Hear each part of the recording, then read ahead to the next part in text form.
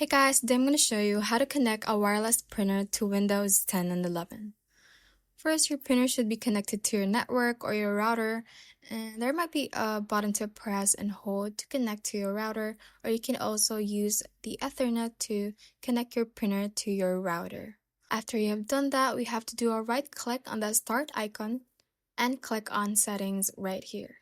Once you have opened this, we are going to the devices or Bluetooth and devices, and from the options at the left part of the screen we can see printers and scanners, so click on it and click on add a printer or a scanner.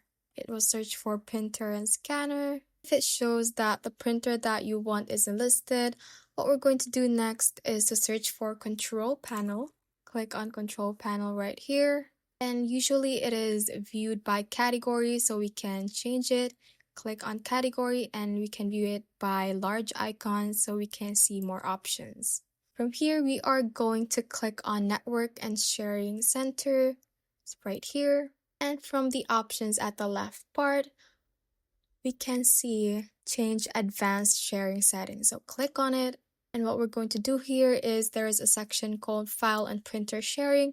We are going to turn on file and printer sharing. After you have selected that, click on save changes at the bottom part, and that should save our settings.